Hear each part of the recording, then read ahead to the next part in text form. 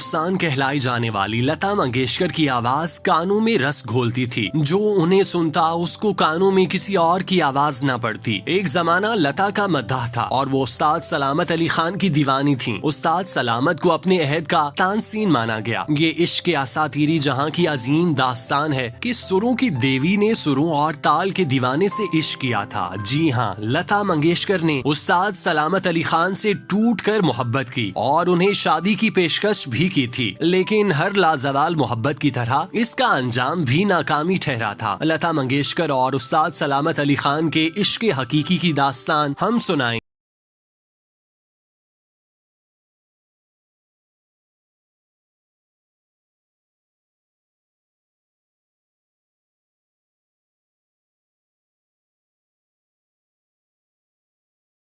इस मोहब्बत का आगाज 50 की दिहाई में हुआ जब लता मंगेशकर और उस्ताद सलामत अली खान के शबाब की इब्तदा थी, लेकिन वो दोनों मौसीकी की दुनिया में बरगजीदा और अजायबात मान लिए गए थे। लता मंगेशकर का शोबा फिल्म की पसे पर्दा मौसीकी और उस्ताद सलामत का मैदान ख्याल गायकी, ठुमरी और काफी के साथ लेकारी था। दोनों कस्बे कमाल के लिहाज से मयार और मेराज के सिंहासन पर बराजमान थे। लता मंगेशकर मरहटा और बरहमन होने के साथ अनमोल गायिका थी, इसीलिए इस फर्क को अच्छी तरह समझती थीं। उन्हें ये इम्तियाज और एजाज हासिल हुआ कि वो पसे पर्दा गायकी जैसे कमर्शियल म्यूजिक में एक्सीलेंस कहलाई और सुरसूती देवी मानी गयी। मौसीकी की आला सिन्फ की रानाइयाँ, बारीकियाँ और सच्चाइयाँ दोनों फनकारों को एक दूसरे के करीब ले आईं। उस्ताद सलामत अली खान और लता मंगेशकर एक दूसरे से मोहब्बत करने लगे थे। दोनों शादी करने के बारे में फैसला भी कर चुके थे, लेकिन ऐसा न हो सका। देवी और देवता के इस नाकाम इश्क को अगर रागदारी और संगीत के हिजों और इबारत में बयान किया जाए तो ख्याले गायकी की मंजिल, रास्ते, साइबा, अलाप, अबोग, अस्थाई और अंतरा सब उदास पाए। ये उन दिनों की बात है जब उस्ताद सलामत अली खान और उस्ताद नजाकत अली खान की जोड़ी लाहौर से कलकत्ता और मुंबई पहुंची थी और पूरे इंडिया में उनके यादगार कंसर्ट हो रहे थे। दो अजीम फनकारों की ये मोहब्बत 50 की दिहाई में परवान चढ़ी, जब इंडियन फिल्म इंडस्ट्री अभी बॉलीवुड नहीं बनी थी। इसीलिए उस पर क्लासिकल असातिज़ा के साथ साथ मैच्योर और मुस्तनद फनकारों का राज था। कमर्शियलिज्म की जरूरत स्टाइल और ग्लैमर होते हैं, जबकि क्लासिकल फनकारों का इमेज द्योमाई और जादुई होता है। पृथ्वीराज कपूर को उस वक्त इंडियन फिल्म इंडस्ट्री और बरसगीर का सबसे कदावर फनकार तस्लीम किया जाता था, जिन्होंने अपने यहाँ महफिल मौसीकी के इख्तिताम पर उस्ताद सलामत और उस्ताद नजाकत की जादुई परफॉर्मेंस पर उन्हें सजदा किया था। दिलीप कुमार, राज कपूर, बलराज साहनी, देवानंद, गुरुदत्त, नरगिस, मीना कुमारी, मधुबाला, मौसीकार आजम नौशाद, SD बर्मन, सलील चौधरी, मदन मोहन, शंकर जय किशन, लक्ष्मीकांत प्यारेलाल, RD बर्मन, सितारा देवी, उदय शंकर, किशोर कुमार, मोहम्मद रफी, आशा भोसले और लता मंगेशकर समेत संगीत और कथक सम्राटों के सामने पृथ्वीराज कपूर ने उस्ताद सलामत उस्ताद नजाकत की जोड़ी को ये इज्जत और एहतराम दिया था। क्लासिक के क्लासिकल रोमांस की इब्तदा से लेकर अंजाम तक क्या हुआ, किस तरह इन दो मोहब्बत करने वाले अजीम फनकारों की ख्वाहिशात को इंडिया और पाकिस्तान के बनते बिगड़ते मामलात की भेंट चढ़ाया गया और किस तरह उस्ताद सलामत और लता की मोहब्बत को इंडिया और पाकिस्तान में राइज रिवायती नफरत की इस दीवार में चुनवा दिया गया। लग जा गले के फिर हंसी रात हो न हो,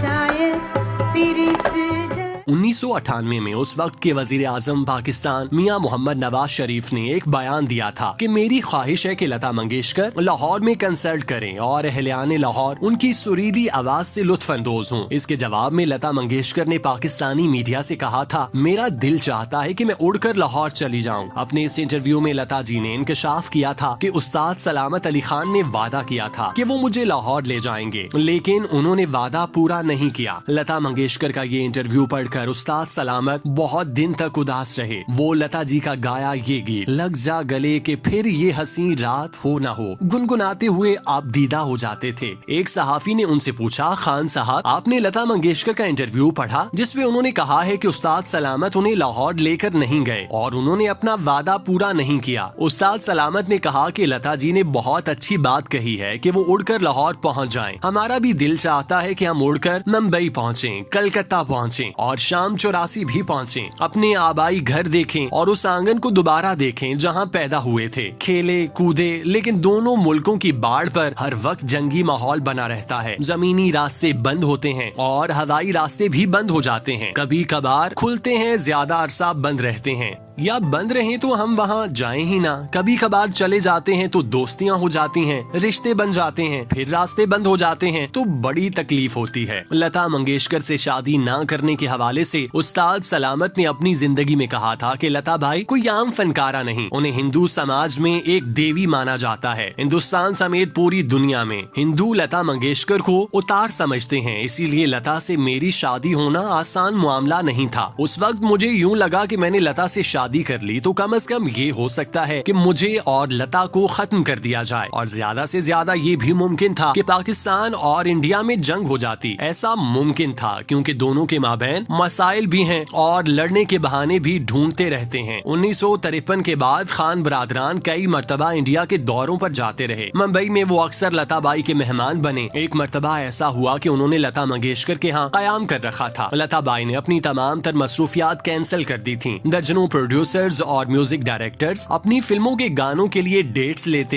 लेने उनके घर आते, लेकिन वो किसी से मिल नहीं रही थीं। उस्ताद सलामत ने मामले की नजाकत को भांपते हुए बादल चौधरी के यहाँ शिफ्ट हो गए। बादल चौधरी इंडिया में उनके प्रोमोटर थे। खान बरादरान जब इंडिया जाते तो कलकत्ता और मुंबई में उनके घर में रहते थे। मुंबई में बादल चौधरी का घर लताबाई के पास ही था। अब ये हुआ कि लता जी सुबह उठकर बादल चौधरी के घर आ जाती और फिर रात तक सलामत अली के पास रहती। वो सारा दिन उस्ताद सलामत का संगीत सुनती रहती। फिल्मी म्यूजिक से उनका दिल उठ गया था। वो घर से निकलते हुए घूंघट ओढ़ लेती थी ताकि कोई उन्हें पहचान न सके। लता जी ने उस्ताद सलामत से यहाँ तक कहा था कि आप 6 महीने पाकिस्तान में अपनी बीवी बच्चों के पास रहें और 6 महीने मुंबई में मेरे साथ रहें। उस्ताद सलामत शरीफ इंसान थे। अगर उनके दिल में रत्ती बराबर लालच भी होता तो वो उनसे फौरन शादी कर लेते। लता जी और उस्ताद सलामत मुंबई में मिलते थे, जहाँ लता घंटों खान साहब को सुनती थी। लता भी नंबर 1 थी और उस्ताद सलामत भी नंबर 1 थे। दरअसल ये इश्क मयार और कस्बे कमाल का भी इश्क था। उस्ताद सलामत जब किसी कंसर्ट के लिए लंदन आते तो लता जी उन्हें ढूंढती रहती थी। उन्होंने उस वक्त खान साहब को शादी की पेशकश भी की थी। 1978 में दोस्त की बेटी की सालगिरह के मौके पर उस्ताद सलामत नगमा सरा थे कि उन पर फालिस का हमला हो गया। उस महफिल में उस्ताद अल्लाह रक्का खान, जाकिर खान, पंडित रविशंकर समेत दूसरे लोग भी उन्हें सुन रहे थे। ये हमला इस कदर शदीद था कि फालिस के बाद बहुत दिन तक उस्ताद सलामत लंदन के अस्पताल में जेरे इलाज रहे। जब इस बात का इल्म लता मंगेशकर को हुआ तो उन्होंने अपनी मोहब्बत का सबूत देते हुए सलामत अली खान को अखराजात अदा करने से रोक दिया और इलाज पर आने वाला सारा खर्चा अपनी जेब से अदा किया। लता मंगेशकर के साथ उस्ताद सलामत अली का ताल्लुक इज्जत और एहतराम पर मबनी था। लता के बारे में ये मकबूल था कि वो हर गुलकार के साथ गुलकारी शुरू कर देती थी, लेकिन जब उस्ताद सलामत गाते थे तो वो एक मुअद्दब बच्चे की तरह खामोश होकर पूरी तवज्जो से उन्हें सुना करती थी, जिस पर लोग हैरत का इजहार करते थे कि लता उस्ताद सलामत के सामने किस तरह पत्थर के बुत में तब्दील हो जाया करती थी, जो बिलाशुबा मौसीकी की दुनिया में एक करिश्मा था। सलामत अली खान ने अपनी जिंदगी में शादी कर ली थी, लेकिन लता मंगेशकर किसी की दुल्हन न बन सकी। उन्होंने शायद सलामत अली खान के साथ इस कदर वालिहाना मोहब्बत कर ली थी कि वो अपने दिल और जिंदगी में किसी और को जगह देने पर राजी न थी। इसीलिए उन्होंने अपनी सारी उम्र कंवारेपन की नजर कर दी और आज अपनी जिंदगी की मियाद मुकम्मल करके दुनिया से रुखसत हो गयी।